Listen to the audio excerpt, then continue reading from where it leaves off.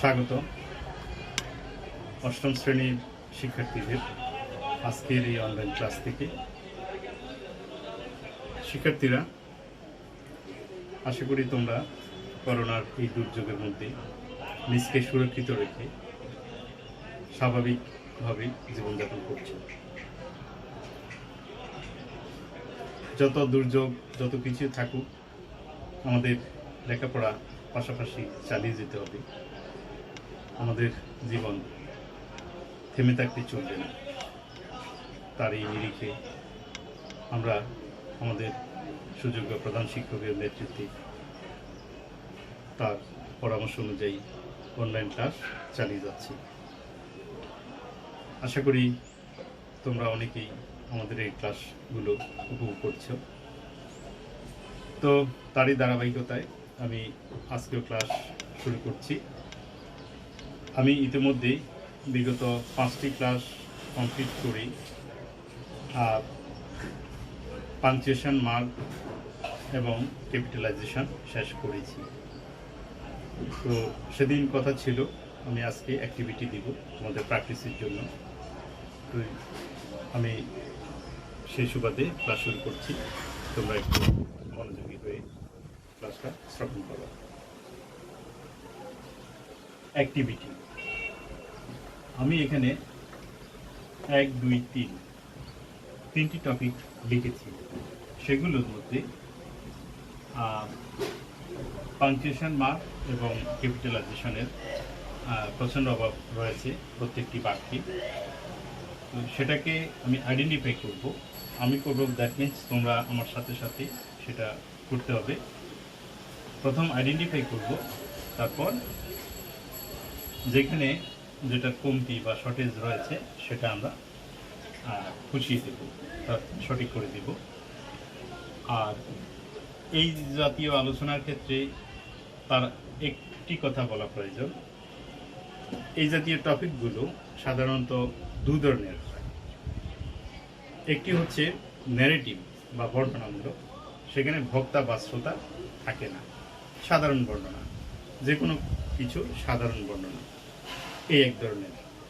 আরেকটা হচ্ছে স্পিচ, অর্থাৎ বক্তার বক্তব্য, সেখানে বক্তা বা শ্রোতা দুজনে থাকে, পরোক্ষভাবে পাশাপাশি দুজনেই একে অপরের বক্তব্যের উত্তর করে বা প্রশ্ন জুড়ে দেয়। সেটা হচ্ছে বক্তব্য নির্ভর হলেও সেটা দুজনের কথার অনুযায়ী প্রশ্নের উত্তর দিতে হবে। তাহলে একটা হচ্ছে ন্যারেটিভ বা বর্ণনামূলক, আরেকটি হচ্ছে স্পিচ, বক্তার বক্তব্য। তো এই দুটির অ্যান্সার করতে গেলে আমাদের একটা জিনিস চিন্তা করতে হবে। ন্যারেটিভটা যখনই থাকবে তখন আমাদেরকে তেমন কোনো কষ্ট করতে হবে না। সেখানে কোটেড থাকবে না, কমা কোটেশন থাকবে না, যে বক্তার বক্তব্যকে আমরা কোটেড করলাম, সেই ঝামেলা নেই।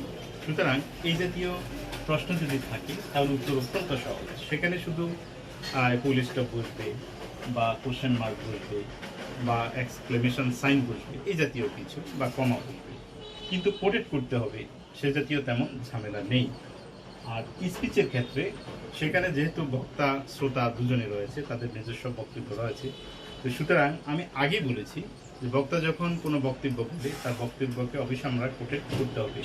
কোটেড করতে গেলে প্রথমে বক্তার পূর্ববর্তী অংশকে আমরা কমা দিয়ে ওই পরবর্তী যেই স্পিচটা, তার যে বক্তব্যটা, সেটাকে আমরা কোট করব। তো ইত্যাদি ইত্যাদি অনেক বিষয়গুলো আমি আলোচনা করেছি, আর সেই নিরিখে সেগুলো অ্যান্সার করব। তাহলে ন্যারেটিভ এবং স্পিচ এই দুটো তোমরা বুঝতে পেরেছো। আমি আবার বলছি, ন্যারেটিভ মানে হচ্ছে বর্ণনামূলক।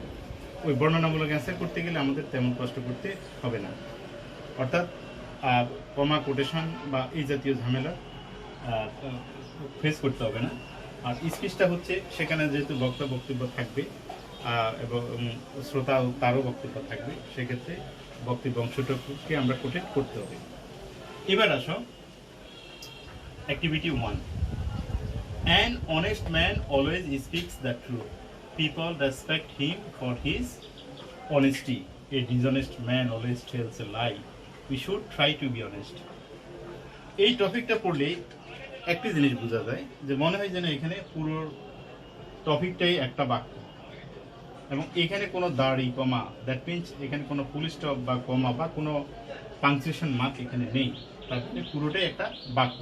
আসলে কিন্তু তা নয়, এখানে অনেক কিছু শর্টেজ রয়েছে, আমরা একটু লক্ষ্য করলে বুঝতে পারবো। An honest man always speaks the truth. People respect him for his honesty. A dishonest man always tells a lie. We should try to be honest. অবশ্য শেষে একটা পুলিশ স্টপ আমরা দেখতে পাচ্ছি, এটা ছাড়া আর কোথাও কোনো পাংচুয়েশন মার্কের ব্যবহার নেই। তো আমরা শুরু করি প্রথম অ্যান অনেস্ট ম্যান। যেহেতু অ্যান অনেস্ট ম্যান অ্যান কথাটি দিয়ে শুরু করা হয়েছে, তবে এখানে আমরা বড় ক্যাপিটাল দিতে পারি প্রথম অ্যান অনেস্ট ম্যান। আশা করি তোমরা আমার সাথে শেয়ার করো। অ্যান অনেস্ট ম্যান কোথায় গিয়ে থামে, অর্থাৎ বক্তার বক্তব্য, that means subject verb object and extension, এগুলোর পর পরেই হয়তো বাক্যটা থামবে, সেই কথা চিন্তা করে আমরা একটু এগুতে পারি। An honest man always speak the truth people, কোথায় গিয়ে থামে একটু চিন্তা করো। An honest man always speak the truth, এখানে থামবে। দেখো an honest man subject, always speak এটা একটা অ্যাডভার্ব, স্পিক্স ভার্ব, কি বলে ট্রুথ, সত্য কথা বলে, তাহলে দি ট্রুথ। এখানে বক্তার বক্তব্য শেষ হয়ে গেল, অর্থাৎ আমাদের শোনার যে একটা আকুতি বা মনের ভাব সেটা পূরণ হলো, মিটল। তো এরপরে পরবর্তী বাক্যে পিপল, এখানে পিটা বড় আছে কিনা, অবশ্য পি বড় বা ছোট সেটা বোঝার উপায় নেই, যেহেতু এটার স্মল ক্যাপিটাল লেটার সেম, তারপর আমাদেরকে দেখে নিতে হবে। People respect him for his honesty, A dishonest man. এখানে আমরা বুঝতে পারি পিপল সাবজেক্ট, তাহলে শুরু করি। People respect him for his honesty, এখানে হয়তো বক্তার মনের অর্থাৎ শ্রোতার মনের ভাবের নিবৃত্তি ঘটবে এখানে। পিপল রেসপেক্ট হিম অর্থাৎ মানুষেরা তাকে সম্মান করে ফর হিজ অনেস্টি, তার সততার জন্য, এখানে শেষ।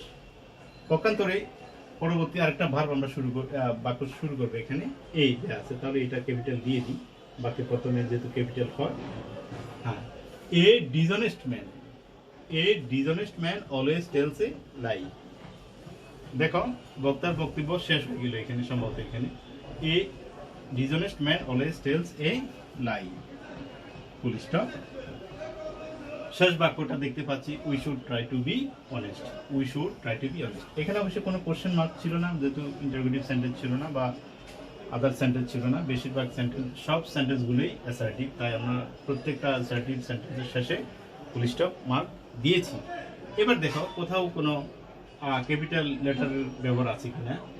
এখানে এন এর ক্ষেত্রে এটা ক্যাপিটাল দিয়েছি, আর ট্রুথ পিপলের পি বড়, এরপরে আর কোনো উল্লেখযোগ্য শব্দ নাই যেটা স্বাভাবিকভাবে বড় হতে পারে বা ক্যাপিটাল হতে পারে। অনেস্টি, এখানে বাক্যের শুরুতে এটা বড় হাতে ক্যাপিটাল দিয়েছি। এরপরে উই, ডব্লিউ এটা আবার চেনার উপায় নেই, তারপরে একটু মাথা তুলে দিচ্ছি, we should try to be honest. গেল নাম্বার 1 অ্যাক্টিভিটি। নাম্বার 2 এখানে দেয়া আছে, please give me some food, I am hungry, said the man. Why do you beg? Can't you work? said the maid. I am unable to work, said the man.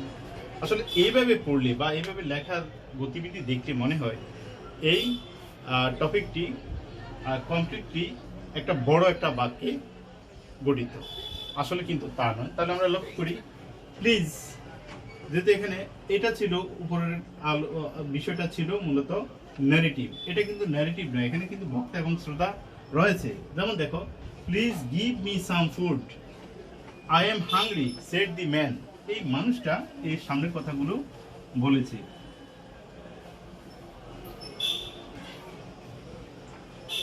হ্যাঁ, এরপরে please এখানে আমরা শুরু করতে পারি, please give me some food, I am hungry. এই যে shed the man, এটা কোথায় পর্যন্ত কথাগুলো বলেছে, please give me some food, I am hungry, এই পর্যন্ত। তাহলে আমরা এই পর্যন্ত কোটেট করতে পারি। এরপরে সেড দি ম্যান, তারপর থেকে আবার শুরু করি, why do you beg, can't you work, said the maid. এই মেইডে কতটুকু বলছে এই পর্যন্ত, এখানে আমরা কোটেট করতে পারি। প্রথম আমরা কি করবো, কোটেট করে ফেলবো।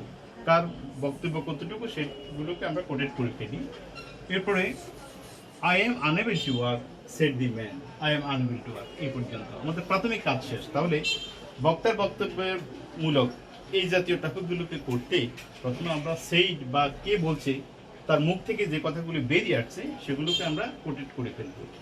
কোটেড করার পর আমরা কি করব, শুরু করব কোথায় কমা কিংবা পুলিশ অন্যান্য সাইনগুলি বসে বা ক্যাপিটাল স্মলাইজেশনকে ক্যাপিটালাইজেশন করবো। তাহলে প্লিজ দেখার পর আমরা সাধারণত জানি একটা কমা দিতে হয়।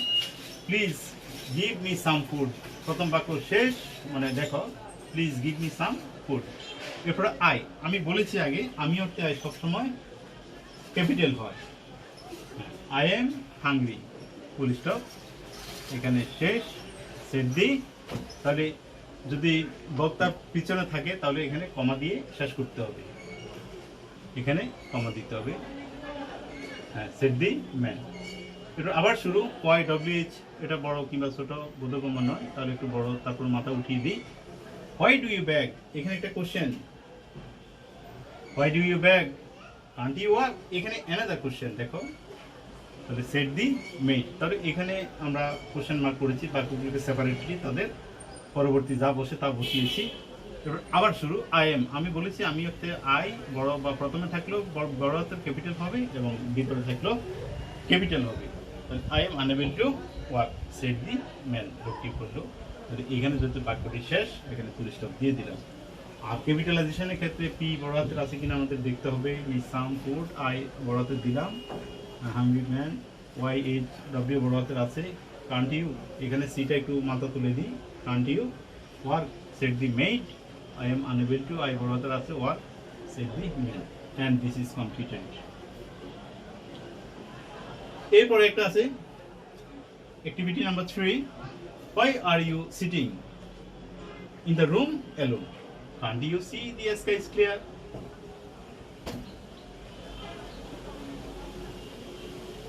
Let us go out, said Ronnie. No thanks, said Raju. তাহলে এটাও আমরা চিন্তা করতে হবে, যেহেতু সেট এখানে বক্তা রয়েছে তাহলে তার শ্রোতাও রয়েছে, সেক্ষেত্রে আমাদের স্পিচ নির্ভর এটাকে আমরা কোটেড করতে হবে। তাহলে এখানে শুরু, হোয়াই আর ইউ, আমরা শুরু করি, why are you sitting in the room alone, can't you work, এখানে সেট পর্যন্ত, সেট রনি, তাহলে এই পর্যন্তই। আর এই সেট রাজুর বক্তব্য হচ্ছে নো থ্যাঙ্কস, এই পর্যন্ত আমরা কোটেড করে ফেলছি। তাহলে একটা জিনিস তোমরা শিখেছো যে বক্তার মুখ থেকে যা বেরিয়ে আসে সেটাকে আমরা প্রথমে কোটেড করে ফেলবো। তো এখানে আমরা কোটেড করে ফেলেছি। এরপর দেখো, why are you sitting in the room alone, এখানে মনে হয় শেষ বাক্যটা। তারপর আরেকটা প্রশ্ন করেছে, can't you see the sky is clear, এখানে শেষ।